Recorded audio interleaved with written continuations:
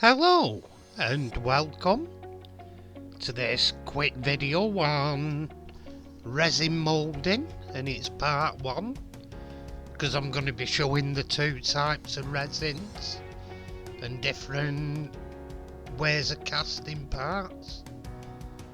And basically the one I'm doing is a flat piece, the rear tail louvers for the Matchbox king size Lamborghini Miura, because I have 5 of them and there's only one of them has the part, as can be seen here. So the only option was to roll. Can't find one, so the option is to mould it in resin.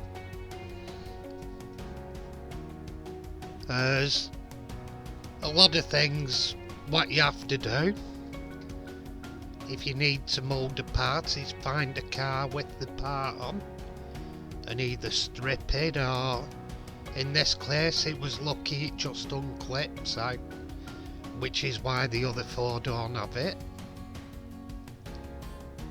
It's an easily lost and detached piece, as is here. It just has 4 lugs for clipping into the rear arch.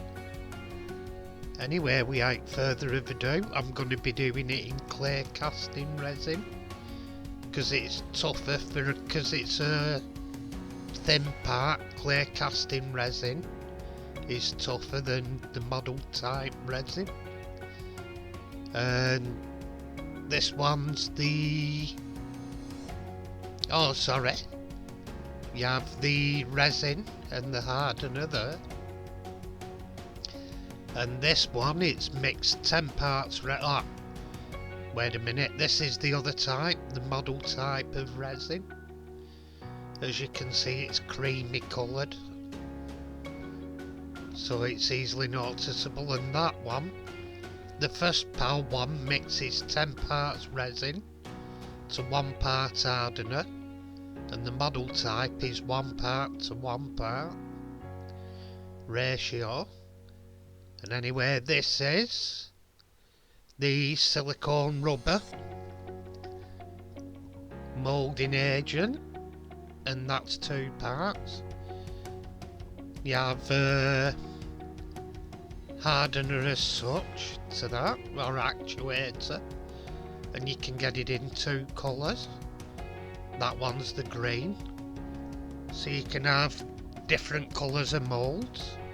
You need a cup with a spatula for mixing these. You need a tray to mould in, or you can make it out of pieces of plastic and sealer and stuff like that. I've got a bit of blue tack for reasons we'll see in a sec. Cocktail sticks and little cups, as can be this anywhere in the mould. I've stuck the part to the base with the detail I want to mould upwards, and I'm just tucking in the blue tack underneath so it gives a smoother surface underneath. You want it sealed so you don't get any of the latex underneath that. Basically, so the part's flush on the bottom.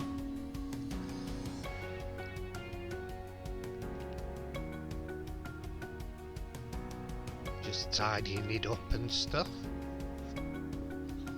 And there we go, the part's in the bottom, ready for the latex to be poured in.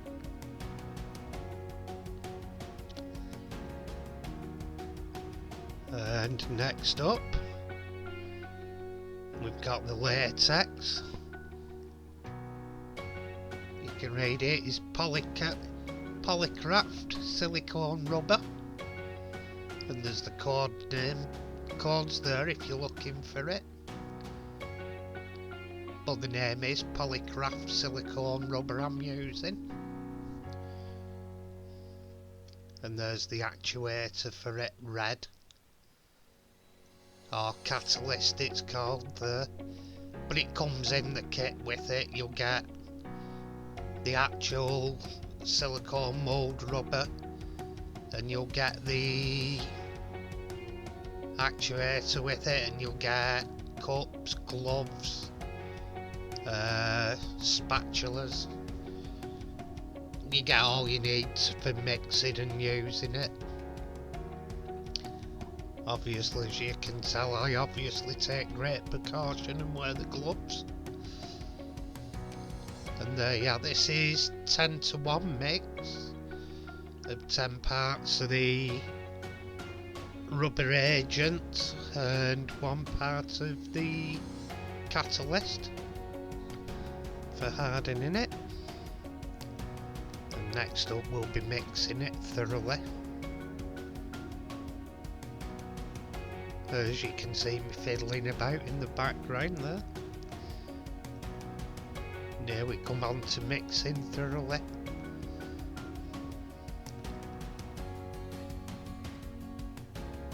As you can see there, yeah. And folding it in, you try to be careful that you're not getting air bubbles. But on this one, because it was flat on the bottom, the air bubbles are raised up through it. But what I do, I'll be showing you as I put it into the mould. But here we're just moulding it together, mixing it together. Well, as you say, you be careful as you can so you don't get air bubbles in it. And you end up with a light pink mixture.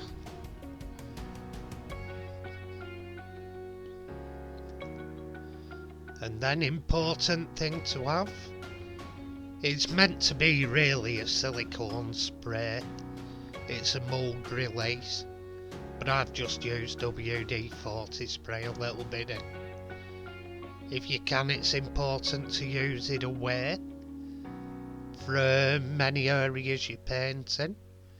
So what am I doing? Spraying it near my painting area.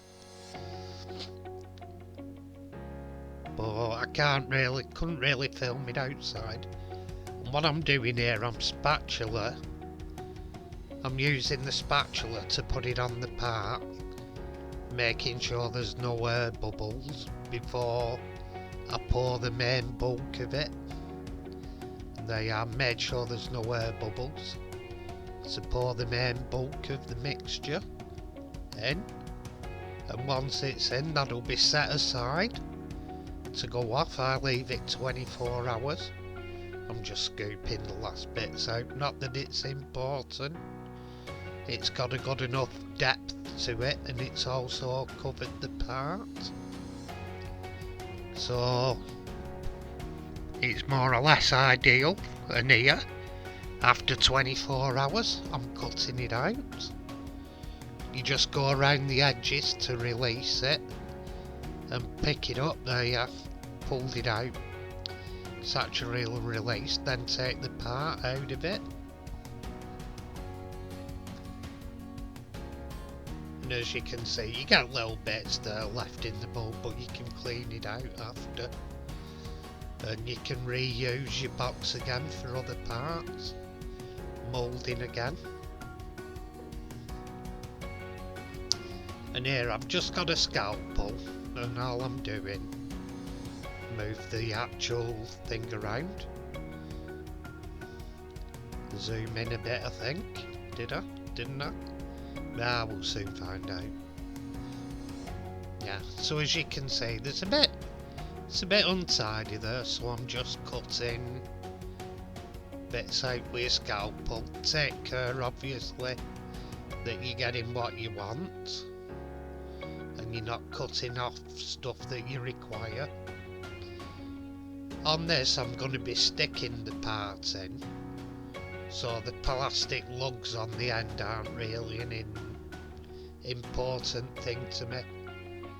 So I'll be cutting this down after the excess of it and sanding it to how thick I want it and the shape of the rear arch. I just really want to mould the louver detail for the rear hatch so I can spray paint it after. And here, the resin's already in there, and this is even a bigger ratio. It's 100 parts of the resin, I think, if I remember rightly, to 1 part of the catalyst, or the hardener if you will, and then mix it thoroughly, again avoiding air bubbles. But they will rise up, so my detail parts on the bottom, so it's not of great importance on here.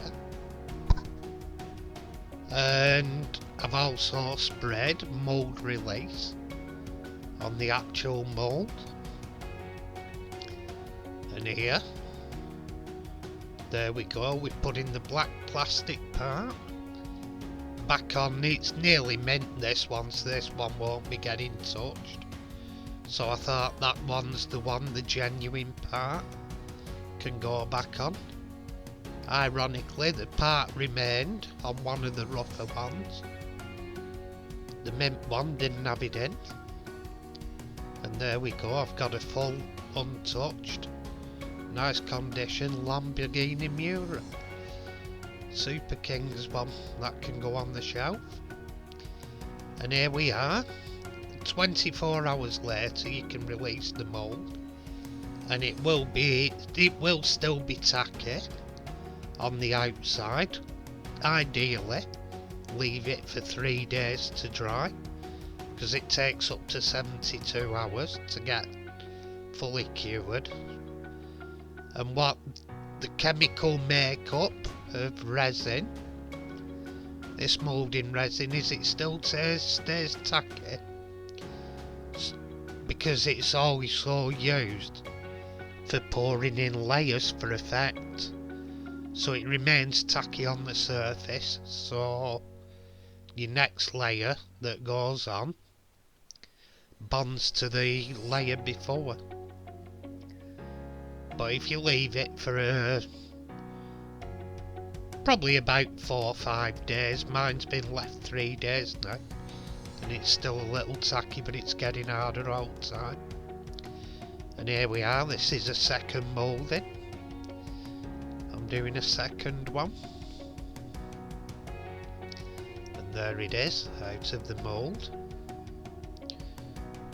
And just cutting the excess off. You can do that when it's softer, but ideally I'm leaving it till it's harder, so you're not risking damaging your detail, etc. But yeah, just trim. I will show it later. I've not trimmed it, but all it is cut it with a knife or saw, jeweler's saw, whatever, then sand the last little bit. These will have to be sanded flat as well for the thickness of it in the hatch. But here we are, do another mould yet again, close up.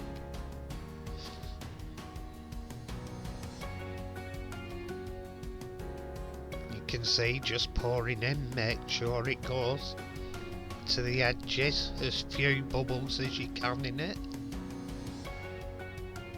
And what I've done, I've made it just over the top of it for the depth, so I can sand back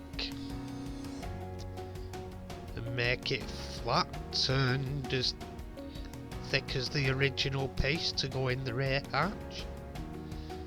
And here I'm just teasing the edges out so it goes over the edge of the mould. As I say, that's the bit you'll trim off after anyway. When you leave it overnight, it seeps out anyway. It finds its own level, so it's very important you have your mould laid flat if you're moulding a flat piece like that. Also, you can add effects here. I've added some metal flake into the mix, and here for colour you can add paint to it. I'm adding candy 2.0, and there we've made a red colour. You can put black in it if you want to make black colours of it. And as an experiment I added some blue, see if I could make a purple. Just dabbed a bit of blue in and mixed that in with it. I could have moulded the parts in it and it would have looked quite good, but I was just doing it to spread out on some paper so you can see what you can do and put in it and stuff. There you are, you can see the flake in it there. Just dabbing it onto paper. As you can see, it's like a black cherry flavour, colour even. And there you are, you can see flake in it as we move it around to spread it round paper. Here I'm using my torch so you can see the colour refractions in it.